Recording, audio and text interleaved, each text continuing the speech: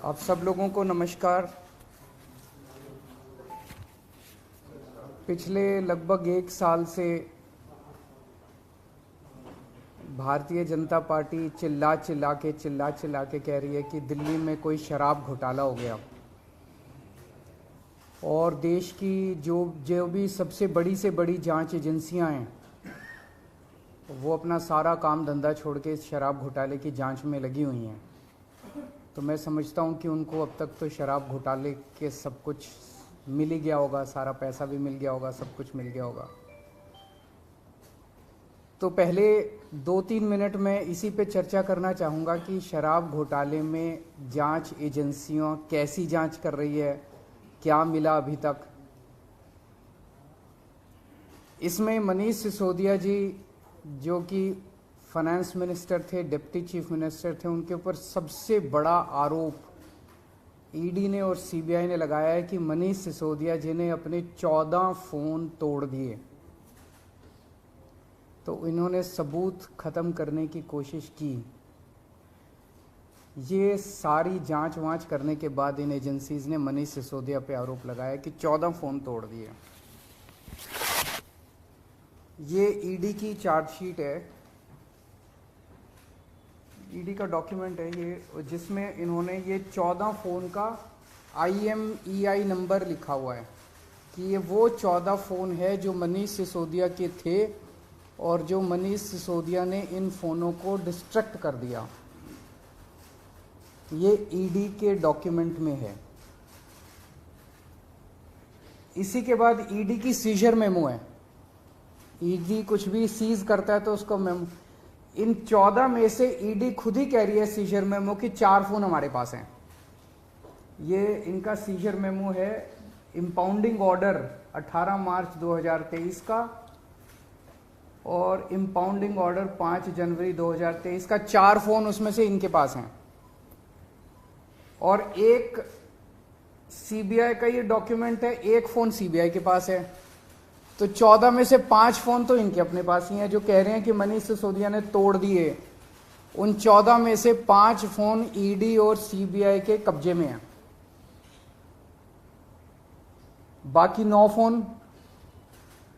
तो जब इन्होंने ये आरोप लगाया, हम तो छोटे लोग हैं, हमारे पास इतने साधन नहीं थे, लेकिन फिर भी अपने सीमित साधनों से पिछले महीने 1.5 महीने में हमने भी थोड़ी जांच करी तो पता चला बाकी मोस्टली फोन, एक आध को छोड़ के वो भी पता चल जाएगा का, मोस्टली फोन जिंदा हैं, कोई ना कोई इस्तेमाल कर रहा है। और उन फोन को कोई वॉलंटियर के पास है, कोई कहीं है, कोई कहीं है, कोई ना कोई इस्तेमाल कर रहा है। वो मनीष जी के फोन नहीं है, वो कोई ना कोई इस्तेमाल कर रहा है। वो फोन जिंदा हैं और ये फैक्ट कि ये फोन जिंदा हैं ये ईडी को भी पता है और ये सीबीआई को भी पता है। सो ईडी ने और सीबीआई ने झूठ बोल के ओथ पे, एफिडेविट पे कोर्ट को गुमराह किया और झूठा सबूत उन्होंने कोर्ट के सामने पेश किया, क्योंकि सच तो कुछ मिला नहीं, कुछ था ही नहीं, शराब घोटाला कुछ है ही नहीं, तो निकाले क्या। तो उन्होंने झूठ बोल के मनीष सिसोदिया को फंसाने की कोशिश की, कोर्ट को झूठ बोला। अब ये रोज किसी ना किसी को पकड़ लेते हैं, किसी ना इसको गिरफ्तार कर लिया, उसको गिरफ्तार कर लिया, ये कर लिया। एक कोई चंदन रे, और उनको टॉर्चर कर करके, धमकियां दे दे के, मेंटली टॉर्चर करके, फिजिकली टॉर्चर करके, 3rd डिग्री करके उनसे केजरीवाल का नाम ले लो, मनीष सिसोदिया का नाम ले लो, इनको फंसाओ, उनको किया जा रहा है। कोई चंदन रेड्डी है, हम तो जानते भी नहीं है कौन है। चंदन रेड्डी को इतना मारा, ये उसकी मेडिकल रिपोर्ट है। चंदन रेड्डी की मेडिकल रिपोर्ट में लिखा है, patient has alleged trauma to both ears and face by ED officers on 16 September 2022 एंड 17 सितंबर 2022। पेशेंट ने दोनों कानों पे और फेस पे ईडी ऑफिसर्स के द्वारा पिटाई हुई 16 सितंबर और 17 सितंबर को, ऐसा कहा। पेशेंट कंप्लेनिंग ऑफ, ये है कि सुनाई नहीं दे रहा, और jaw pain on opening mouth. और इन्वेस्टिगेशन पे पता चला right ear mild to moderate mixed hearing loss, left ear severe to profound mixed hearing loss. उसके कान के पर्दे फट गए, उसको सुनाई नहीं दे रहा। ऐसा चंदन रेड्डी से ईडी क्या उगलवाने की कोशिश कर रही थी? उसको क्या कहने का दबाव डाला जा रहा था कि उसकी इतनी पिटाई करी कि उसके कान के पर्दे फट गए? उसको किस कागज पे दस्तखत करने के लिए कहा जा रहा था? और उसने झूठ बोलने से मना कर दिया तो उसकी पिटाई की उन्होंने। इसके बाद अरुण पिल्लई हैं कोई, उनको धमकियां दी गई, टॉर्चर किया गया, उन्होंने अपना बयान वापस ले लिया अगले दिन।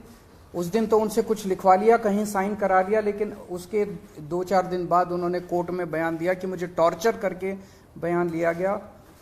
समीर महेंद्रू से टॉर्चर करके बयान लिया गया, उन्होंने अपना बयान वापस ले लिया।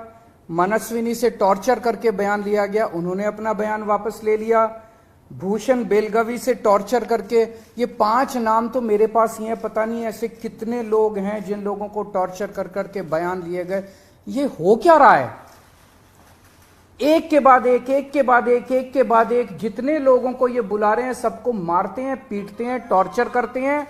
एक ऐसा व्यक्ति है जिसे एक कमरे में उस व्यक्ति को बिठा रखा था, दूसरे कमरे में उसकी वाइफ को और उसके पिताजी को बिठा लिया, और उसको बोलते हैं कि या तो इस कागज पे साइन कर दे, नहीं तो तेरी पत्नी को और तेरे पिताजी को भी जेल भेज रहे हैं। ये चल क्या रहा है? मैं प्रधानमंत्री जी से पूछना चाहता हूं, ये चल क्या रहा है? जहां कोई घोटाला नहीं हुआ वहां पे कोशिश की जा रही है जबरदस्ती करके, लोगों से जबरदस्ती करके, मार के, पीट के, धमकियां दे के बयान लिखवाने की।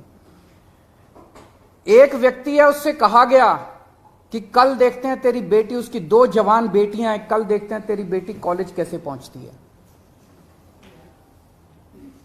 ये जांच चल रही है इन लोगों के।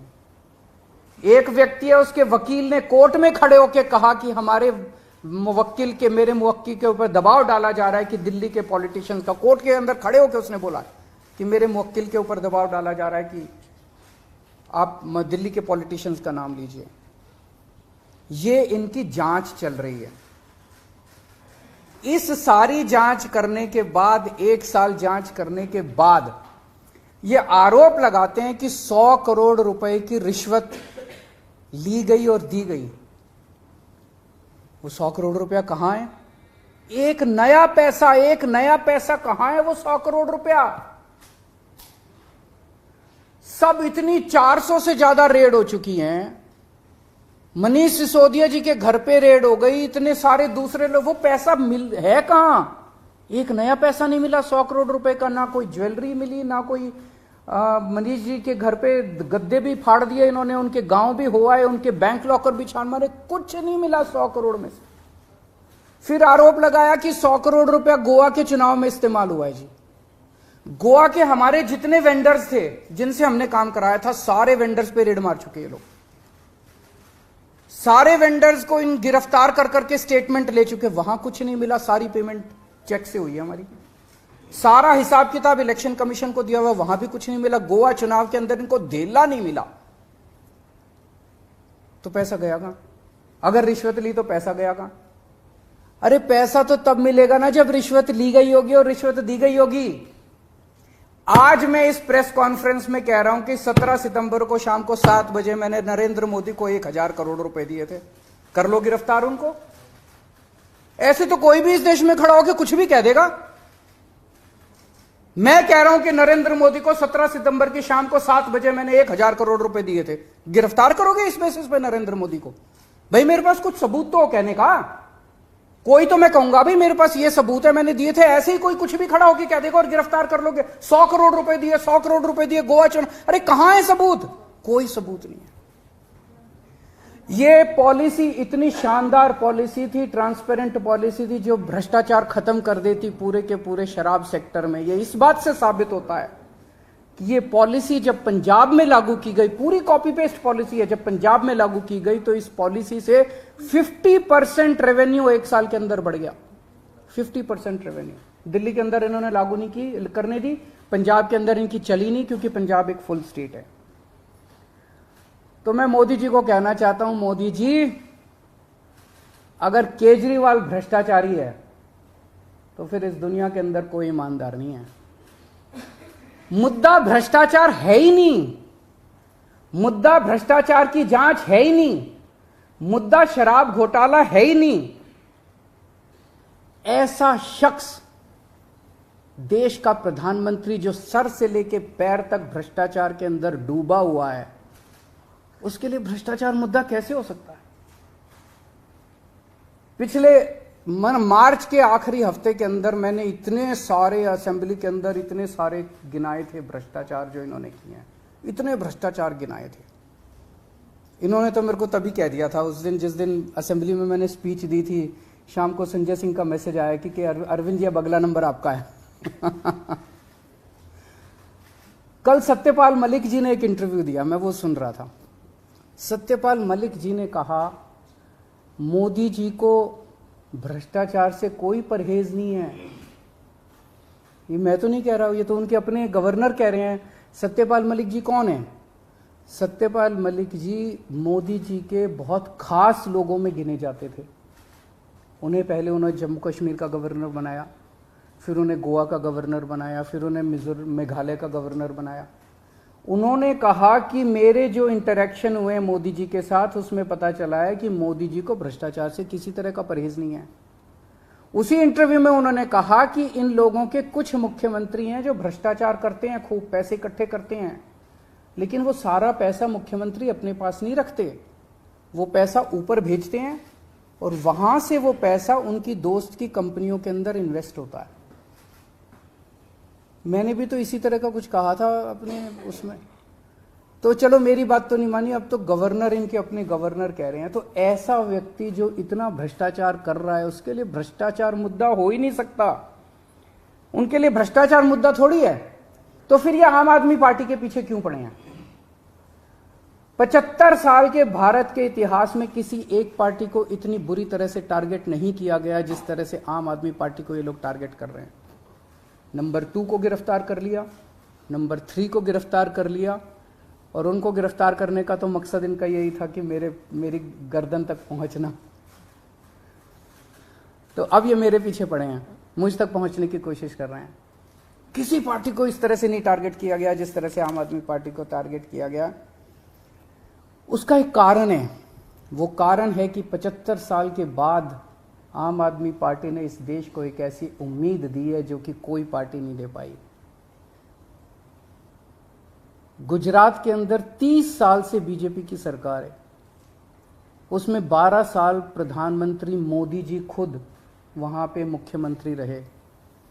30 साल के अंदर ये एक सरकारी स्कूल ठीक नहीं कर पाए, एक भी सरकारी स्कूल ठीक नहीं कर पाए।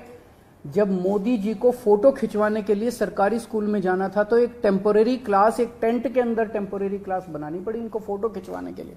फोटो खिंचवाने लायक सरकारी स्कूल भी नहीं बना पाए। और 5 साल के अंदर दिल्ली के हमने सारे सरकारी स्कूलों का कायाकल्प कर दिया। 5 साल के अंदर हमने सारे सरकारी स्कूल ठीक कर दिए। इस देश के लोगों को आम आदमी पार्टी ने एक उम्मीद दी है कि केवल आम आदमी पार्टी उनकी गरीबी दूर कर सकती है, उनको शिक्षित कर सकती है, उनके बच्चों को रोजगार दे सकती है। आम आदमी पार्टी ने इस देश के लोगों को उम्मीद दी है। प्रधानमंत्री जी उस उम्मीद को कुचलना चाहते हैं।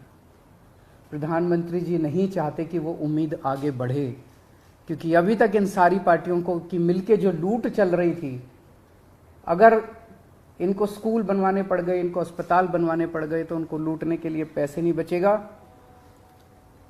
तो कल इन्होंने मेरे को बुलाया है, मैं जाऊंगा कल सीबीआई में, और मैं फिर से अंत में यही कहना चाहता हूं कि प्रधानमंत्री जी, अगर केजरीवाल चोर है, केजरीवाल भ्रष्टाचारी है, तो इस दुनिया में कोई ईमानदार नहीं है। सर, क्या आपको आशंका है कि कल जब आप पूछताछ में जाएंगे तो गिरफ्तारी हो सकती है आपकी? संडे का दिन है, जैसे मनीष जी को अरेस्ट किया गया था, आप नहीं कर सकते? भाई ये बीजेपी वाले तो मैं कल से देख रहा हूँ प्रेस कॉन्फ्रेंस कर करके यही कह रहे हैं कि केजरीवाल को गिरफ्तार करेंगे। तो अगर बीजेपी ने सीबीआई को ऑर्डर दे दिए हैं कि गिरफ्तार करना है, तो फिर सीबीआई उसको नकार कैसे सकती है? बीजेपी के ऑर्डर तो मानेंगे वो लोग। Thank you.